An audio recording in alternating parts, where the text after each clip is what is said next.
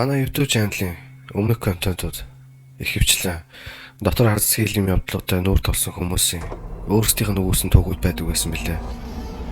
Харин энэ удаад өөрийн түүхийг хуучлах хувьд утсан хүмүүсийн гонигт бас нууцлаг бод түүхүүдийг бэлтгэн хүргэхээ шийдлээ.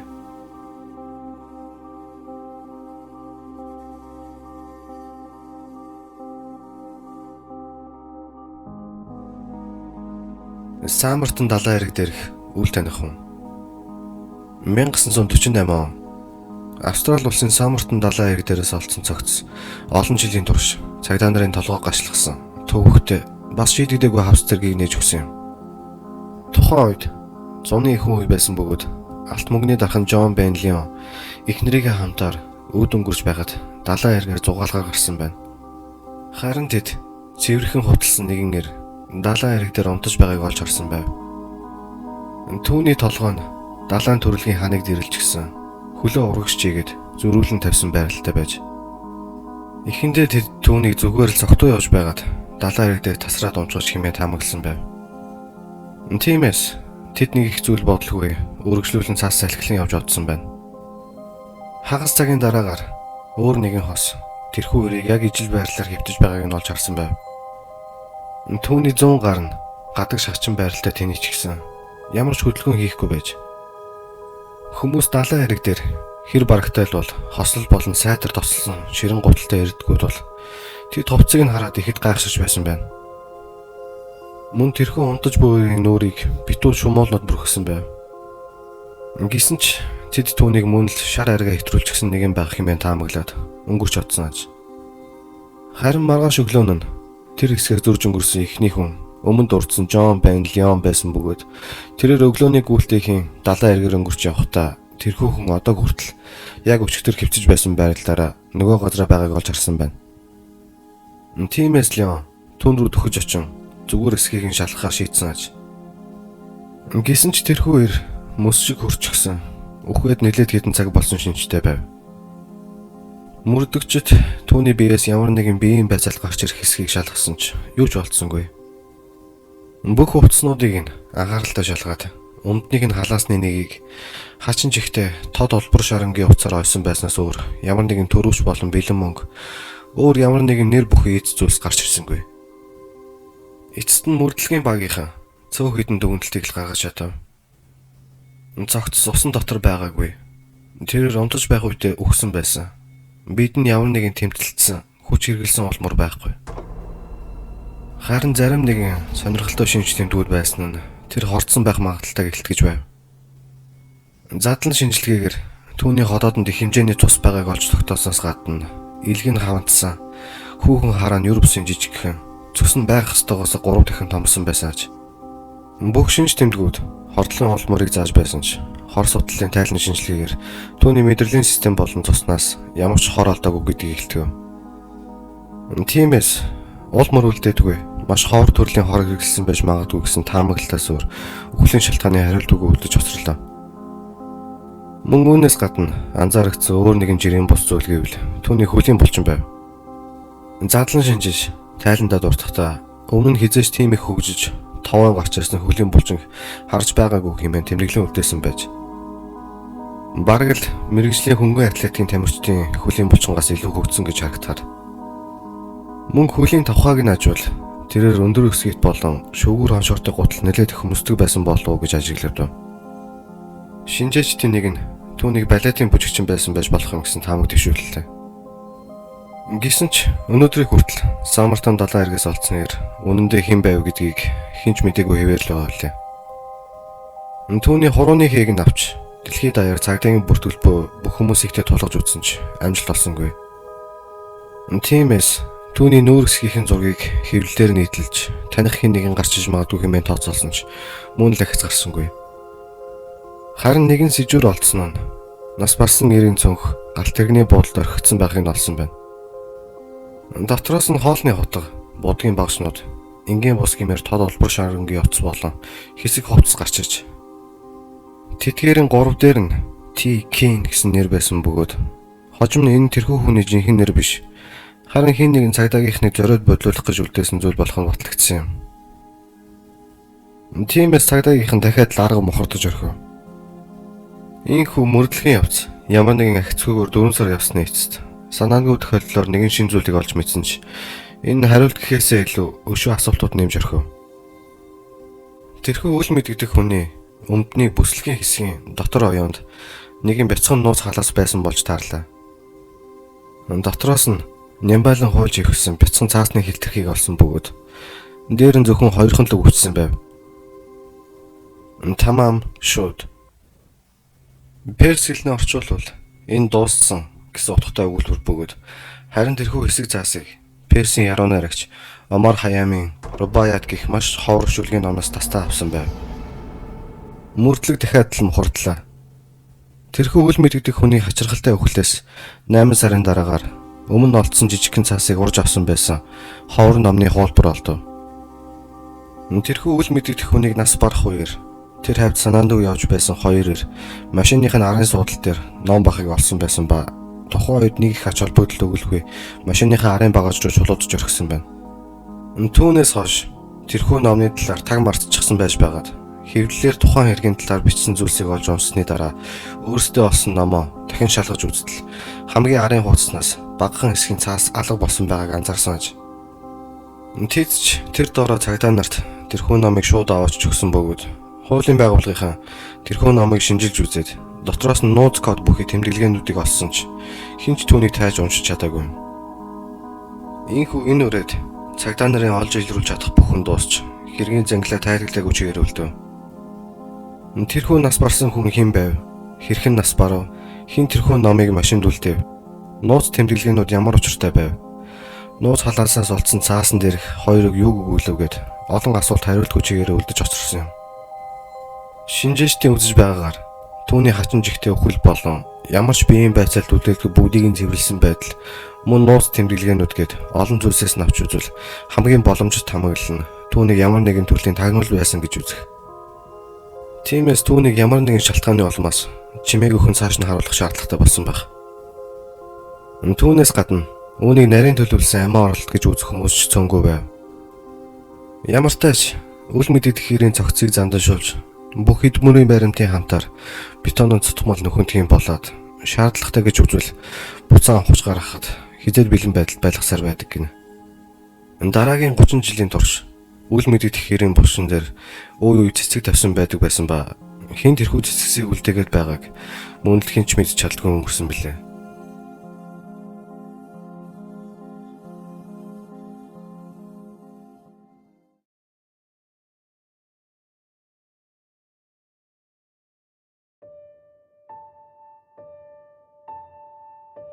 Дороти Скоттийн алга болсон хэрэг. 1980 оны Калифорни мужи Анахейм хот. Дороти Скотт гэх ганц бие ээж олон сарын турш үл таних хүнээс зандал хийсэн дуудлагууд хүлээн авч эхлээд байж. Тэрээр найз нөхөд болон гэрээхэндээ энэ тухайгаа хэлэхдээ тэрхүү залгаад байгаа хүний хоолой тун тань сонсогдогч яг хин гэдгийг нь огт санаж чадахгүй байгаа тухайгаа дурсан ярьж байв. Түүнийг тасралтгүй сүрдүүлэх үл таних этгээдийн дуудлагууд түүнийг хизээ нэгэн цагт өөрийн гартаа оруулаад цогцыг нь хинч олох аргагүй жижиг хэсэг болгон тасдаж хайна гэсэн утгатай зүйлсийг ярьдаг байж. Түүгээрч үл барам тухайн өдөр түүний юу өмсөж хаагуур явсныг нь хүртэл хэлдэг байсан тул тэрхүү гитгч түүнийг байнгын хараандаа байлган ойр байдаг гэдгийг гарцаагүй байлаа. Дороти энэ бүхнийг аль чадхаараа даван гарахыг хичээж байв. Тэрээр бие хамгаалах урлагийн хичээлүүдэд явж гарбуу худалдаж авах бодолтой байгаа тухайгаас ойр дотны хүмүүстэй ярьж байж. Гэсэн ч ихэнх хэсэгтээ түүний амьдрал инженеэрэл үргэлжлэж байлаа. Түүнийг сүрдүүлээд байгаа этгээдийг ил болгохоос нааш энэхүү занал хийлтүү тасрахгүй гэдг нь тодорхой байсан тул түүнд өөр хийж чадах нэг их зүйл байсангүй. Өөрийн хүү Шоныг дижихэд мөнгө хэрэгтэй байсан тул тэрээр хэсэг хугацаанд завсралтныхаа эцэст ажилдаа үргэлжлүүлэн явж эхлэв. Харин 5 дугаар сарын 28-ны өдөр түүний хамтран ажиллагч Конрад Болстрмийн бие гинэт модож гар дээр нь томоо гэчийн улаан бөөрийн хэмтгийг тодорч эхэлсэн аж. Дороти болон түүний өөр нэгэн хамтран ажиллагч Пам нар түүнийг эмнэлэгт хүрэхээр яарчлалцгаалаа. Эмнэлгийн хүлээн авах өрөөнд эмч тэдэнд гайхширмар дүгнэлтийг хэлж Конрад хортой аалзанд хазуулсан болж таарав. Харин Конрад хизээ хаана аалзанд хазуулсан байж болох талаараа огт мэдэх зүйл үгүй байсан бөгөөд тиймэрхүү аалзанд хазуулах үед их хэмжээний өвдөлт өгдөг учраас мэдэгдэлгүй өнгөрөх бараг боломжгүй байдаг байв. Ямар ч тач түүнд нэлээд удаан үргэлжлэх хэмжлэгээ шаардлагатай болсон тул Дороти болон түүний нөгөө хамтран ажиллагч Пам нар хамтдаа түүнийг хүлээж байлаа. Ингэсэн ч Доротигийн хүн түүнийг ажилтаа байх зур эмээ өвөө хоёртойгоо хамт гэрт нь аюулгүй байдаг байсан тул түүнд яарад байх шалтгаан их байсангүй. Нэлээд хэдэн цаг үргэлжилсэн үзлэг эмчилгээний дараагаар эцэст нь нэг Конрад эмнэлгийг орхон явахад асуудалгүй болж тэр гурав явхаар зэхэж байв. Харин Дороти нөгөө хоёртой дотор хүлээж байг шилжгээд өөрөө машинаа паркингээс гарган эмнэлгийн үүдэнд авчихаар гарсан байлаа. Энэхүү шийдвэр нь түүний амьдралд аимшигтай үр дагавар авчирна гэдгийг хэрхэн мэдэх билээ. Нэлээд удаан хүлээсний эцэст Конрад Пам хоёр эцэст нь Доротигийн машин ирж бөөсгийг шалгахаар эмнэлгээс гартал түүний машины эмнэлгийн үүд рүү нэлээд хурдтай дахин ирж яваа нь харагдсан байна. Тэд хоорондоо түүнийг арай л хурдтай дахиж байнуудаа хэмээн ярилцаж байх зур машин тэдний зүг нүд цохлон холын хурц гэрлээ анивчуулаад хүлээн зогсох тэрхүү хоёрын хажуугаар дахин өнгөрөөд төв зам руу орон алга болж орхив. Доротиг түүнээс хойш дахин хэн ч олж хараагүй юм. Машин 10 милийн цаана Санта Анагийн зураг зам дээр шатчихсан байдалтай олдсон ч эргэн тойронд нь Доротигийн улмар олдсонгүй. Энэхүү хэрэг явдал өөрөө төвшөөртөө сонсогдож байгаач. Үүнээс илүү дор болох зүйл нь гэмт хэрэгтний уй гашуугаар хүслээ хангах гаж ташаал нь байв.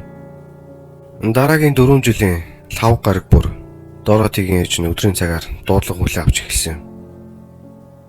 Дуудлага бүрийн цаанаас бүдүүн байгал ширүүн хоолойтой ир байх бөгөөд Дороти байна уу? Нэрэ би түүнийг хулгайлчихсан шүү дээ. Тэгээд би түүнийг алсан. Гэх утгатай зүйлсийг хэлдэг байж. Тэрхүү залгаж буй итгээд хинч байлаа. Тэнийг нэгэн байсангүй. Тэрээр хизээч дуудлагаар нь мөшгөж болоход хангалттай удаан хугацаанд харилцааны цаана байдаггүй байсан юм. Түүний ихэнх дуудлагуудыг нь бичиж авсан ч тэр хоолойгоо хуржилсан гэдгийг нэлт байсан тул хинч түүнийг таньж чадахгүй байв. 1984 оны ихэр Доротиг алга болсноос 4 жилийн дараа Санта Анагийн хавцлаас нэгэн барилгын ажилчин овоолоос нохтын яснууд хэсэг бутан донд байхыг олсон байна. Харин тэдгээр нохтын яснуудын доорх хөнгөн өрсөн доороос хүний сүүжний болон гарын яс, арцэг, мөн гавлын яснууд олдож дараа нь эдгээр яснууд Дороти Скот их гэдэг нь шинжилгээгээр батлагдсан юм. Мөн тэдгээр яснуудтай зүг 1980 оны 5 дугаар сарын 29-ний 12 цаг 30 минутанд зогссон бугуун цаг болов. Хэвлэлүүдээр Дороти Скотын цогц удаан хугацааны дараа олдлоо гэсэн мэдээлэл гарахтаа зэрэгцсэн. Гэр бүлийнхэн нь танил болсон аимшигт хоолойтой дуудлагыг эцсийн удаа хүлээн авцгаасан юм. Дороти байна уу? Доротиг алсан хинч байв. Түүний гэрийг нэгэн ч гэсэн бүтэн 4 жилийн турш уй гошуугаа мартаж амар амгалан олох боломжийг нь олголгүй ташлгаж чадах харгас мөн гаж нэгэн байв. Ийм аимшигтай яргалал үлдэж чадах нэгэн гэдгээс нь харахад тэрхүү итгээд жинхэнэ сэтгцийн өвчтэй гажиг нэгэн гэдгийг нэлт байснаас гадна Дороти түүний царайн гац хорхиж байсан гэдэгч эргэлзээтэй байв. Үүнээс хойш төд удалгүй Доротигийн эцэг эх нь хоёул 1980 онд охиныхоо амийг хөнөөсөн алуурчны хэн болохыг мэдэж чадалгүй өөд болцоосон юм. Цаг хугацаа урсах хэрээр тэрхүү алуурчнаас өөрөөс нь өөр хинч түүний хэн байсныг мэдэх боломж улам багассаар л байна.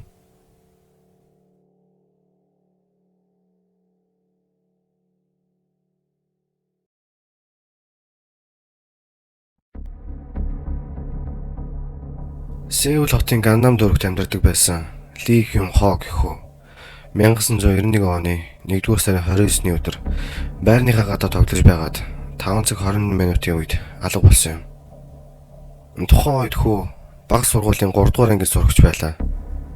Түүний гэр бүлийнхэн нэгэн найз хүүг гадаа хэн нэгэнтэй ярилцаж зогсохыг нь хамгийн сүүлд харсан байсан бөгөөд барилга руу орчход 10 минутын дараа гарч ирэхэд хүү болон тэрхүү үйл таних хэрэг хоёр дахин харагдаагүй байж.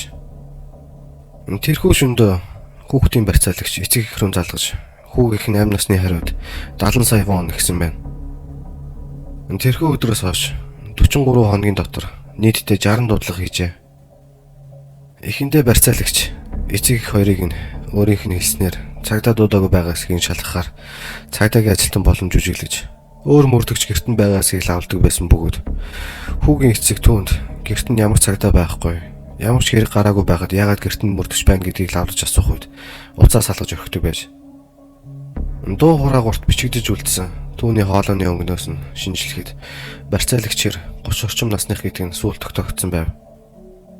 Мөн тэрээр Сеул хотын аль нэгэн тодорхой хаяг зааж тэндээ мөнгө орхиж явах заавар өгдөг байсан бөгөөд тэгэх бүрт хинч мөнгийг олж авдаггүй байсан ба тэрээр холоос хин тэрхүү мөнгийг авч яваа болон эргэн тойронд нь цагдаа байгаа эсэхийг шалгадаг бололтой байлаа.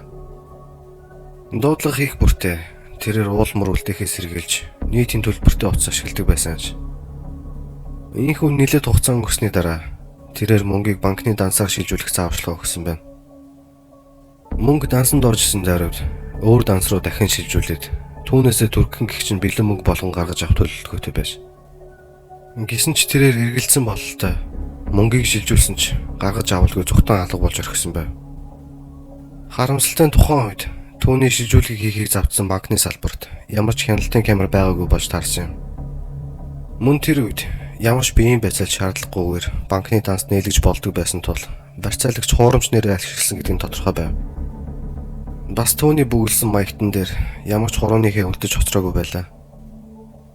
Эцэст нь барьцаалагч банкны дансаар бэлэн мөнгө гаргаж авах эрсдэлтийг мэдснийхээ дараа хүүгийн эцэг рүү 100 сая вон төмөр хайрцагт хийгээд хан голын гүүрний ойролцоо үлдээх гэсэн эцсийн зааварчилгаа бүхий цаасыг илгээв. Хүүгийн эцэг цагдаа нартай ярилцаад хайрцагт хэсэг жинхэнэ мөнгө болон хуурамч дэвсгэртүүдийг хольж ихээр шийдсэн байна.